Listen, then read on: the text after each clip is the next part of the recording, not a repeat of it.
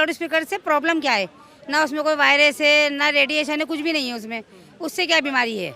लेकिन लोगों का जो कहना है कि इससे क्या होता है कि लोगों सुबह सुबह मॉर्निंग में उनकी नींद खराब होती है और जो बच्चे पढ़ते हैं उससे डिस्टर्ब होते हैं, तो लोगों का तो ये कहना है, इसीलिए इस लोग को लेकर बहस चल रही है। अच्छा ये बताइए, एक जगह पे एक ही जगह पे हिंदू मुस्लिम सब भाईचारे से रहते हैं एक ज़माने से। इधर मंदिर घंटे बज रहे हैं, इधर अजानें हो रही हैं, कभी कोई एतराज़ नहीं हुआ।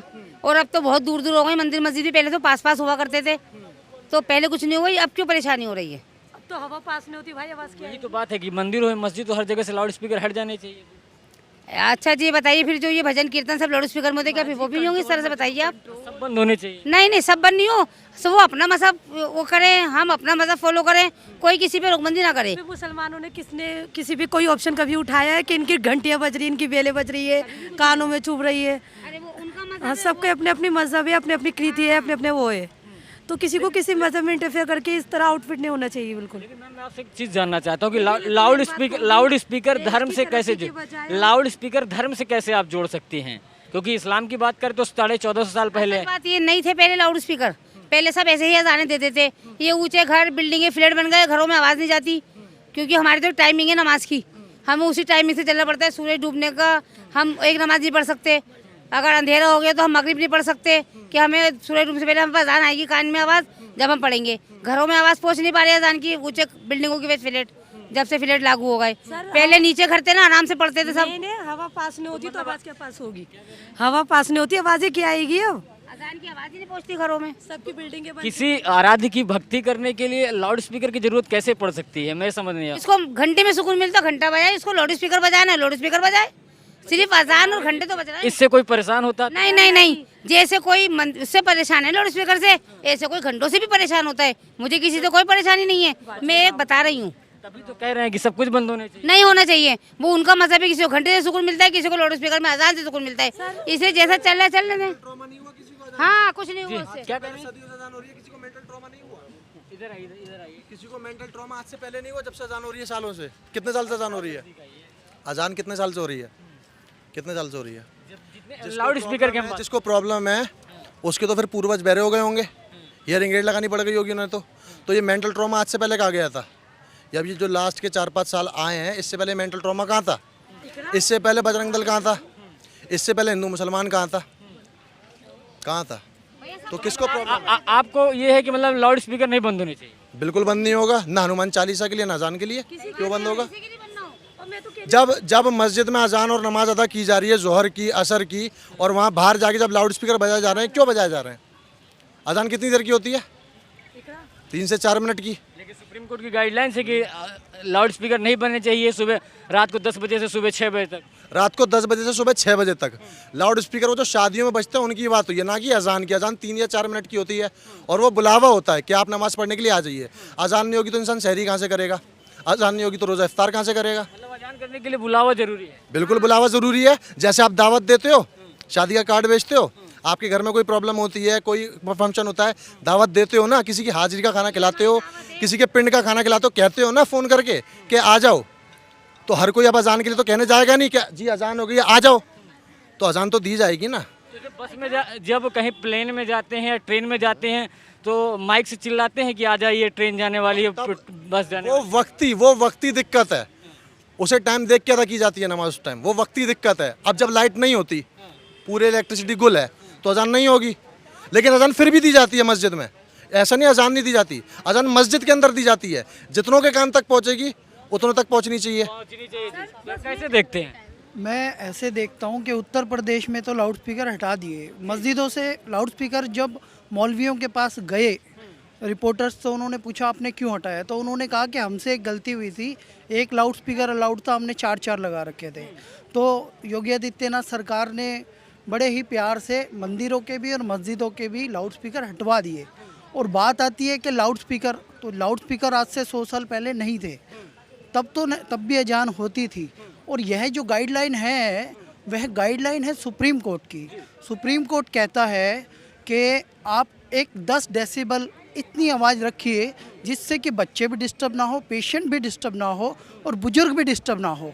और रात को 10 बजे से लेकर 6 बजे तक कोई भी शादी विवाह का डीजे नहीं बज सकता, पुलिस आके बंद करवा देती है। उनका कहने का मतलब है कि 100 साल पहले तो साउंड सिस्टम था नहीं, लाउड स्पीकर था नहीं, तो फिर कैसे अजान होती? एक मिनट, किस टाइम से किस टाइम तक बंद करवाए लाउड स्पीकर, आप बताइए। उनका ये कहना है कि 100 साल पहले तो लाउड स्पीकर था नहीं, तब भी अजान होती थी, तो कैसे होती थी? 100 साल पहले बजरंग दल भी तो नहीं था। फिर हनुमान चालीसा मस्जिदों के आगे कैसे पढ़ी जाती थी? 100 साल पहले ये सब भी तो नहीं था, तब भी अजान होती थी, तब भी अजान दी जाती थी और हर घर में अजान दी जाती थी। अब इस्लाम इतना कम हो गया, नमाज पढ़ने वाले इतने कम हो गए कि बुलाना पड़ता है। बताओ, आपको कानून फॉलो करना पड़ेगा, कानून सुप्रीम आपसे कोर्ट पहले की कहा था। गाइडलाइन फॉलो करनी पड़ेगी। उत्तर प्रदेश में फॉलो की गई है, खुद ही सभी मुस्लिम भाइयों ने रोड पे उतर के नमाज नहीं पढ़ी इस उत्तर बार। प्रदेश में तो आदमी को भी मार दिया था जय श्री राम के नाम पे, उसमें क्या है? तो सबको मार दें, वो तो आप इस्लाम के नाम पे भी मारे जा रहे हैं भाई। सब पे मार दें। जोधपुर में नहीं मारा क्या? जोधपुर में ईद के दिन आप अखबार उठा के देखो, लोगों को मारा जा रहा है। जोधपुर में दंगे हुए हैं, ईद की नमाज के बाद हुए हैं, पुलिस वालों को मारा गया है, वो भी जस्टिफाइड है आपके हिसाब से? तो एक्चुअल में बात ये है कि आपको सुप्रीम कोर्ट की गाइडलाइन फॉलो करनी है, इसमें कोई इंटरफेयर नहीं कर रहा, कोई किसी को मार नहीं रहा। यह एक सामाजिक मुद्दा है। सबसे पहले पेशेंट्स ने उठाया है और स्टूडेंट्स ने उठाया है ये मुद्दा, तब जाके सुप्रीम कोर्ट की गाइडलाइंस आई है कि आप लोग नमाज की आवाज़ कम करें। आज जो बोला गया है कि आपको उतना, एक तो आज मोबाइल आ गया है, सऊदी अरब वगैरह में तो ये बंद ही हो गया, पता है आपको? लाउड स्पीकर उन्होंने एक ऐप डेवलप किया है, ऐप में खुद ब खुद अलार्म हो जाता है जब आपका नमाज का टाइम होता है, मोबाइल तो चार्ज होता है। क्या कहते हैं, लाउड स्पीकर बंद होने चाहिए? जी, सबके लिए सेम रिलीजन में हो कानून, बस हम इतनी सी बात है। यूसीसी आना चाहिए फिर। एक को ना हो, सबको टारगेट करे एक साथ, थोड़ी सी बात है, बस बात खत्म, ये मुद्दा खत्म। सुप्रीम कोर्ट सबका बंद हो कि चालू हो सबका?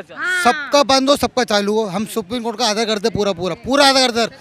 एक को ना टारगेट बनाया, बस एक को टारगेट बनाया जाए, जहाँ रह रहे हैं वहाँ का कानून मानना पड़ेगा, मानना पड़ेगा। मानना पड़ेगा वहाँ का कानून, मगर सबके लिए बराबर का कानून हो। हर रीजन बराबर है। जानती, हिजाब का मुद्दा, डिवोर्स का मुद्दा, ये मुद्दे कहाँ से आ गए?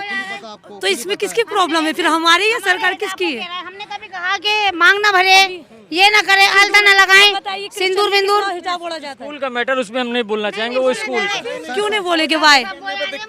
सर जी, इतना चाहते हम सुप्रीम कोर्ट का आदर करते हैं, एक रिलीजन को टारगेट ना बनाया जाए, हर धर्म को एक सम्मान समझो, बस बात खत्म। आदर करते हैं, बट हिजाब पे मुद्दा, उस पे हमारे इंडिया से अच्छा कोई शहर, कोई मुल्क, कोई देश नहीं है। हिंदू मुस्लिम सब सारी फैसिलिटी हमें यहाँ है, बहुत सारे सब अच्छा है। हिंदू मुसलमान सिख ईसाई सब मिलके रहते हैं। एक मेरी बात सुनिए, बहुत सारे मौलाना कहते हैं यहाँ मुसलमान सुरक्षित नहीं है, आप कह रहे हैं बहुत अच्छा है। सब सुरक्षित है, सब बहुत अच्छे हैं। बेस्ट कंट्री है भाई इंडिया, सबसे अच्छी वर्ल्ड में है। बेस्ट कंट्री है इंडिया हमारी, कंट्री है, सब साथ मिलके रहते हमारे हैं। रिश्तेदार हमारा कारोबार सब हिंदू से सिखों से यार। सब यहीं से। मैं लास्ट बोलूंगी, गवर्नमेंट को कोई भी हम आदर करते हैं, हमारे प्रधानमंत्री सबके आदर है, कानून का आदर, बट मेन है ना पावर्टी जो इतना लेवल बढ़ रहा है, जीडी गिर रही है, सब पे कंट्रोल करना चाहिए, फोकस मेन उस पर होना चाहिए। सब घर गरीबी फैल चुकी है, उसमें फोकस नहीं है, हिंदू मुस्लिम। समझ सकते हैं, बहुत सारे लोग हैं, भाई हैं। मैं एक बात जानना चाहूँगा, अगर सुप्रीम कोर्ट कह रहा है कि साउंड नहीं बजेगा तो कैसे फिर बजाएंगे? सऊदी अरब में कैसे हुआ है? मैं इंडिया की बात कर रहा हूँ, मैं सऊदी अरब नहीं जा रहा हूँ। आपने सऊदी अरब का पहले एग्जांपल दिया, इतनी टेक्नोलॉजी आप यहाँ डेवलप कर दो, इंडिया में नहीं होगा। हर किसी के फ़ोनों में जब आवाज़ान बजेगी तो कोई भी सुन के चलेगा। सेम टाइम पे सबके फ़ोन में आज़ान बजेगी तो भी तो बजेगी ना। अब कोई बाहर होगा, कहीं भी होगा, बजेगी ना। किसी का ब्लूटूथ से कनेक्ट है, किसी की कार में बज रही है, आज़ान तो होगी ना।